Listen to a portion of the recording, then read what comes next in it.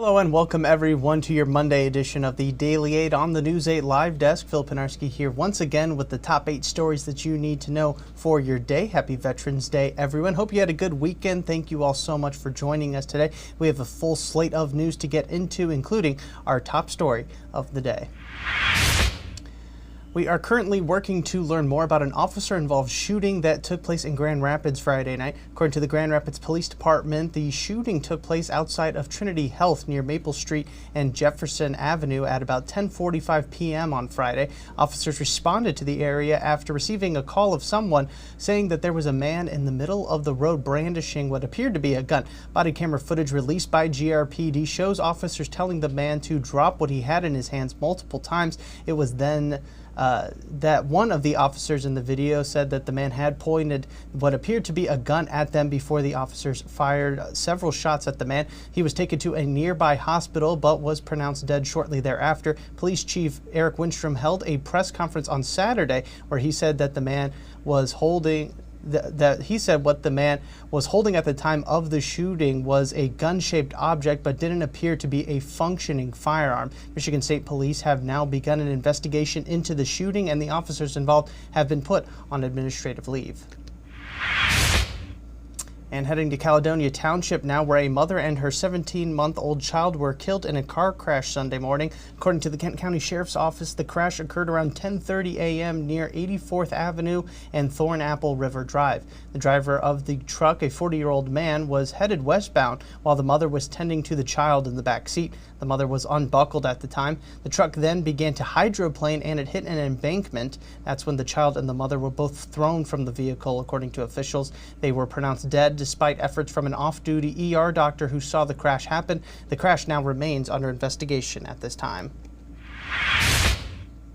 And Michigan State Police are asking for help to locate a missing man from the Delton area. 76-year-old Michael Hodge was last seen Friday. According to a social media post from MSP, they said that his family is concerned for his well-being. Little details have been released at this time, but troopers say that Hodge frequently wears the black fleece jacket that you see him wearing in this photo. If you have any information on his whereabouts, you're asked to contact the Barry County Central Dispatch at 269-948-4800.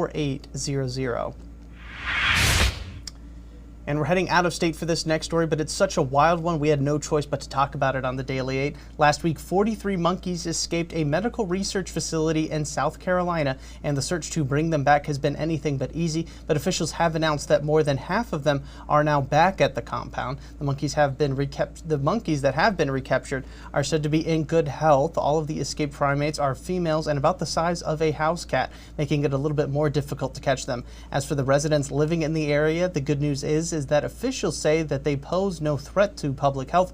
It is believed that the monkeys escaped after an employee at the compound did not fully lock one of the doors. And back here in Michigan, now the third part in digital reporter Matt Jarowski's 4-part series on the man, the myth, the legend, John Ball is now live on woodtv.com. The series explores the life and adventures of John Ball from an explorer to settler in the mitten back in the 1800s. This third installment specifically details Ball's journey through the state and eventually becoming a state representative before settling down here in West Michigan. It is a great read and sets you up for that fourth and final part, which is set to release over on woodtv.com this coming Sunday. And how about another history lesson, this one courtesy of our very own Bill Steffen. This week's Bill's blog details the wreck of the Edmund Fitzgerald, which tragically sank in Lake Superior 49 years ago yesterday. While most Michiganders know all about the incident from the history classes you may have took growing up or the song from Gordon Lightfoot, Bill gives us some new information on the wreck, especially from a meteorological perspective. You can check out the latest Bill's blog right now over on our website, woodtv.com. And speaking of the weather, let's get you a look at your forecast now with the help of Storm Teammate meteorologist Sarah Flynn. Cloudy skies for our Monday. With the passage of a cold front, we could have a few isolated showers pop up later on this afternoon, but the vast majority of us should be in the clear. Quite breezy, though, today. We'll see those top wind gusts near that 35-mile-per-hour mark with sustained winds at 10 to 20 miles per hour out of the west. Now, temperatures today still fairly mild, a couple degrees above average. Our average high in Grand Rapids should be 49 today. We'll reach 54 around noon, and then we'll see those temperatures fall a bit with that cold front passing through. There's those few showers that we're tracking. Again, a lot of us will stay dry altogether. Overnight, definitely drying out as those winds shift to the north, and Tuesday should have a lot of sunshine in the mix, but it's also one of the coolest days of the week with a high near 49.